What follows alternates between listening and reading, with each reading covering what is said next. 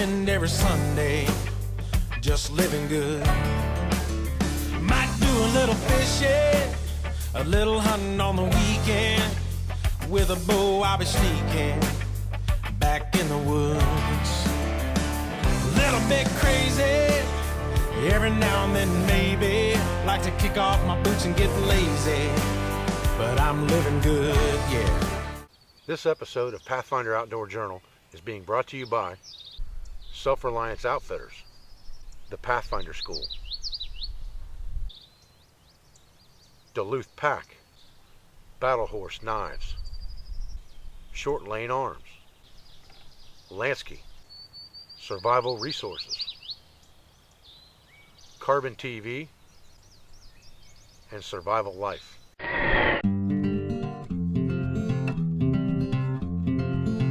From hunting to fishing to camping to survival, Self-Reliance Outfitters has the quality outdoor gear to help you and your family make the most of your next outdoor adventure. Visit us online at www.selfrelianceoutfitters.com. Outdoor gear for outdoor people. At the Pathfinder School in Southeast Ohio, we train hundreds of people each year in short-term emergency survival, emergency preparedness, self-reliance, and sustainability. We train individuals, families, and groups with low instructor-to-student ratios to guarantee the best possible training environment for your money. To join us for an upcoming class, please visit our website at thepathfinderschoolllc.com. Duluth Pack, handcrafted in Duluth, Minnesota since 1882. True outdoorsmen like Dave Canterbury have been using our canvas and leather products for over 130 years. Our American-made, time-tested craftsmanship makes Duluth Pack the only gear you'll need for your next adventure. Hunting, fishing, bushcrafting, camping, canoeing, business gear, backpacks, all this and more at duluthpack.com.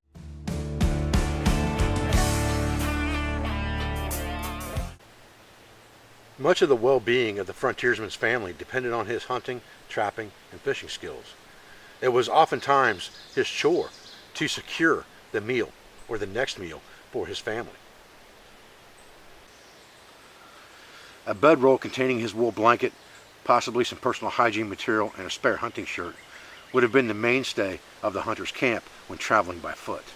He may have also had some type of fishing kit, obviously his firelock or his flintlock weapon, and the accoutrements to take care of and maintain that weapon. And then also some type of food substance with him that he brought from the settlements, possibly maple sugar cakes, chocolate, coffee, tea, some type of jerky, or parched corn.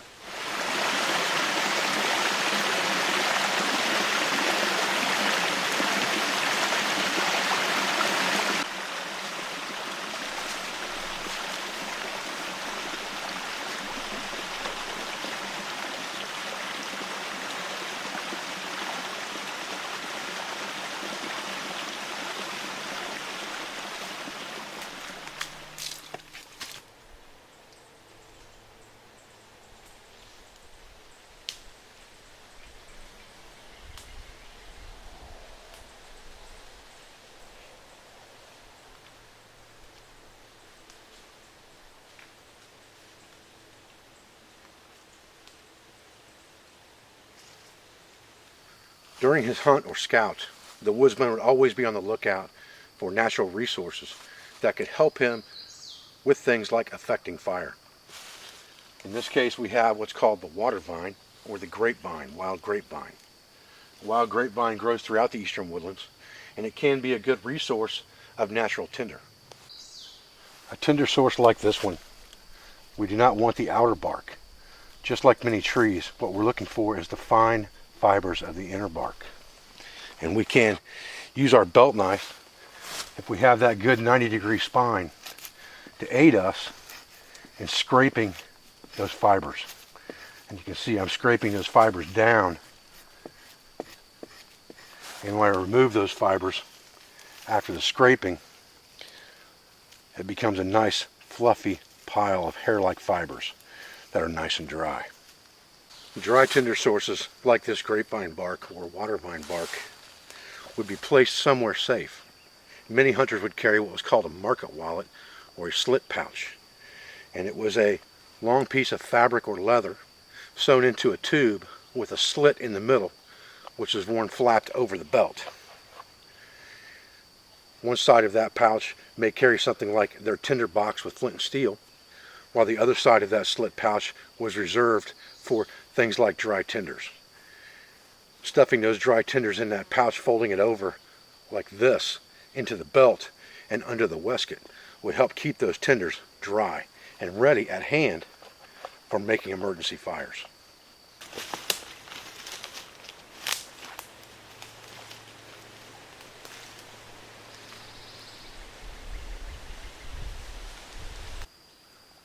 For the 18th century hunter, finding an area to bed down in the eastern woodlands was not difficult. Areas like this open area that we're in now, with large amounts of leaf litter, surrounded by adult, mature hardwood trees with broad leaves like these hickories, give good overhead cover and a soft bed to lay your wool blanket on. What we generally look at when we're looking for a camping spot are what's called the 4 W's. The first thing we look for is available wood. Is there firewood nearby that we can use to effect fire all night long if needs be? Water. Is there water in close proximity to where I'm going to camp to make it easy for me to get water, boil it for disinfection or make food or medicine, and then retrieve water again for the same purpose? I also look at widowmakers above me. Are there any dead trees above me with large limbs that are going to fall on me during the night and cause me injury? And the last one would be wind.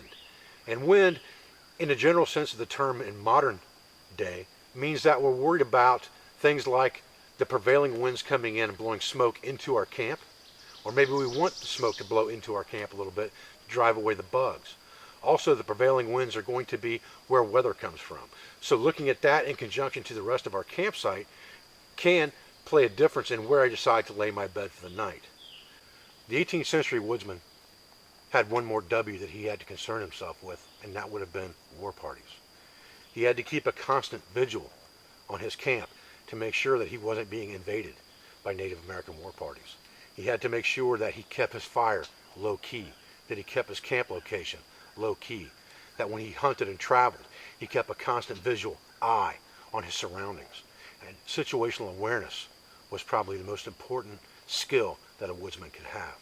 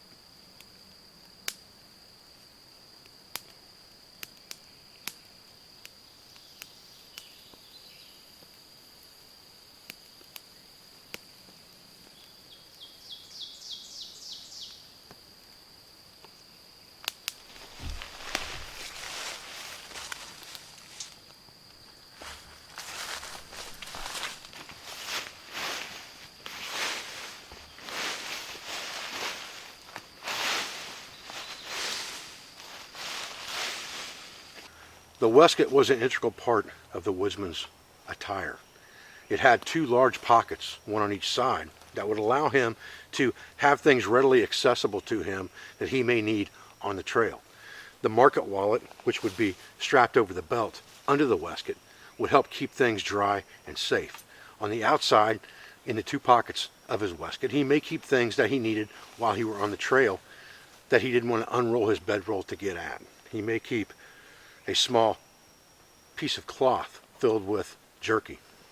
He may have another one that had some maple sugar candy, hard candy, so that he could nibble on the trail as he was moving. And then he may have things, obviously, like just a rag for wiping his brow, for bending over the creek, getting it cooled down and putting it around his neck, like a cloth or a kerchief. And in my pocket, I also have my 18th century fishing kit. And an 18th century fishing kit would have been something carried by the woodsman were he to stumble across a stream, a pond, something where he saw some fish and the opportunity was there to take those fish. He's going to take that opportunity. He's out hunting food for his family, food to bring back to the settlements, but he's also feeding himself. He carries small rations with him to nibble on and keep him sustained while he's hunting. But during his hunt, he has to feed not only himself, but bring meat back for the family. The fishing kit that I carry is very simple. It's in a brain tan pouch and a brass container. Looking through the 18th century fishing kit, you'll see that it's a very versatile kit that could catch many types of fish. We first have about 25 feet of hemp line. And the fishing lines would have been tied to a pole that was made on the fly. It could have been made from river cane, bamboo, ash, or willow, but any straight stick would do the job. The hooks of the period would have either been some type of primitive gorge hook made from bone that would be tied in the center and turned upward with the bait, so that when the fish swallowed it, it would pull sideways in the fish's mouth like this and gorge the hook in his throat. 18th century iron hooks that were forged were made in spade hook fashion. They did not have eyes on them. They had a spade pounded on the end so that line could be barrel knotted below and pull up against the spade to keep it on the line.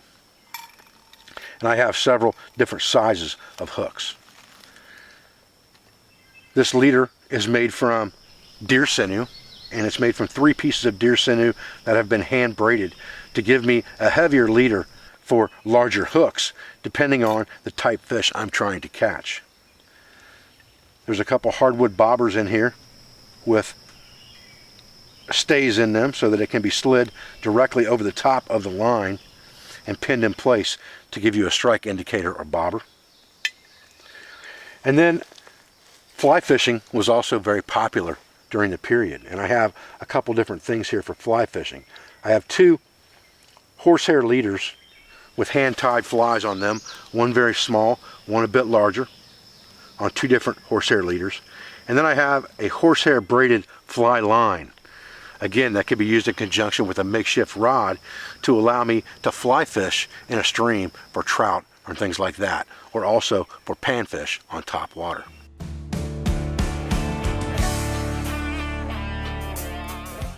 Battle Horse knives are heirloom quality knives, built for the outdoorsman by outdoorsmen. With years of experience, Battle Horse makes the best quality knives on the market today and stand behind their knives with a 100% lifetime guarantee. From the PLSK Scout to the Trapline Companion to the Nesmic and everything in between, Battle Horse can make a knife to fit your needs. Whether I'm hunting, fishing, trapping, or just recreational camping, a Battle Horse knife is always on my side. And short lane arms with sub-caliber adapters, they make your single-shot 12-gauge shotgun a one and done for your hunting arsenal. With everything from rimfire cartridges in 22 long rifle to 17 HMR to centerfire pistol cartridges in 38 caliber to 45 ACP. The greatest versatility with the short lane arm sub-caliber adapter is in the 8-inch rifle adapter models. You can match your sidearm to your 12-gauge shotgun with an 8-inch rifle adapter to make it even more versatile than a shotgun alone. Hi, I'm John McCann from Survival Resources. We specialize in custom survival kits, all the components necessary to build your own survival kit and emergency preparedness products. Check us out at survivalresources.com.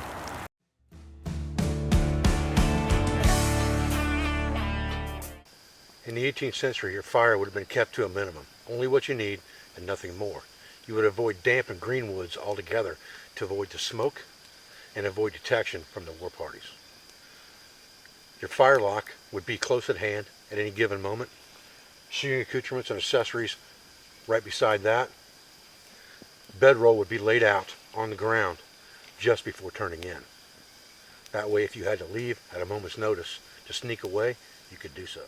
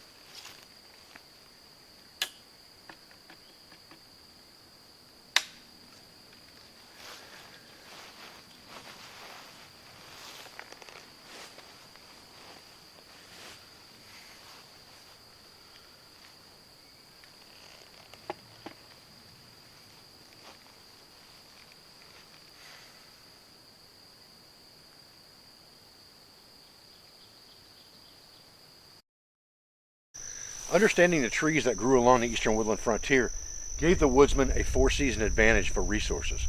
The black walnut that we see behind us has three main chemical compounds: tannin, juglone, and iodine. Tannin, good for tanning hides, is also highly astringent and prized as a medicinal. Iodine is a very good antiseptic that can be made into a wash for any wounds that you may have.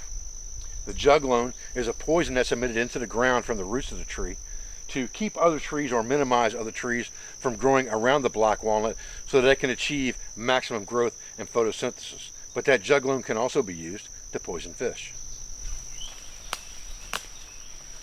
The tulip poplar, which is really not a poplar at all, it's actually a magnolia, but it's often called tulip poplar or yellow poplar. I have four of them growing around me in close proximity. It's one of the tallest trees in eastern woodlands. It grows to about 135 feet.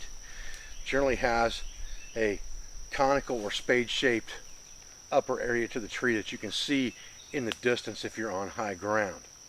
Tulip poplar is a very good resource for many things. Daniel Boone's canoe was made from tulip poplar, and it was one of the first trees that was exported live to Europe because it was prized as a carving type wood for making furniture.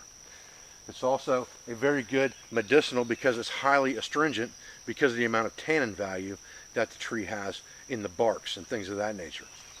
But it also is a great resource for anything for fire. Once we have this bark, we can begin to process it down by just twisting and turning it in our hands, and that will remove the outer bark and leave us with the inner bark, which is strands of material, strands of inner bark material. And those strands are what we want to further break down if we're using this to affect a bird nest or tinder bundle. But they can also be used to make cordage. And if we twist these fibers down and remove the outer bark, and we can then begin to twist it into cordage. And it's basically just a reverse wrap technique where you're turning one bundle one direction and then twisting the other bundle back over the top.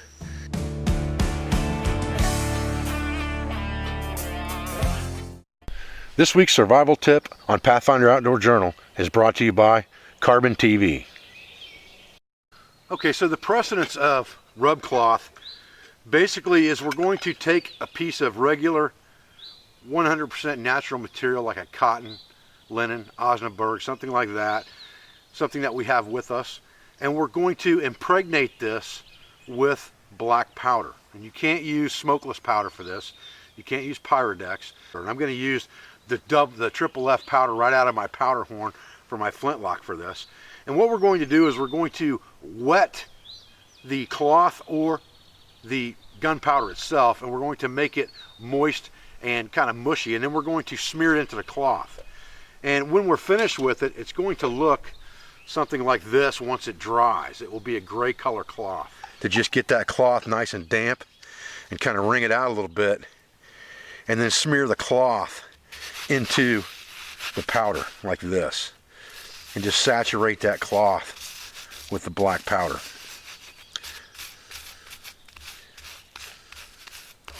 And once you've got it completely blackened like this, you pretty much have what you want. And then you're just going to lay that out to dry, and when it's finished it will look like this. But getting something combustible to combine with that ember is sometimes the trick. And we'll shred this down really, really good, and then we'll get started. Alright, so once we have our bird nest ready, now we're just going to take a piece of our rub cloth, and I've cut this off. This is less than a full piece, and I'm just going to put that inside the nest and try to strike my sparks down into that cloth while it's in the nest.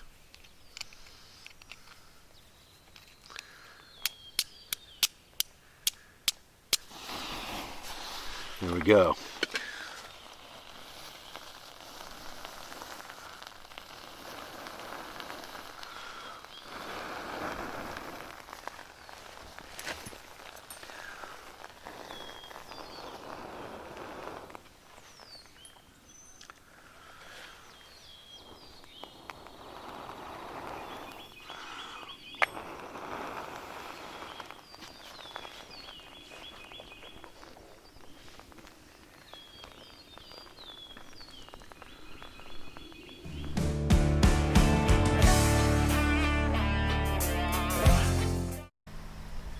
Well, I'm Dave Canterbury with Pathfinder Outdoor Journal. I appreciate you joining me for this episode today.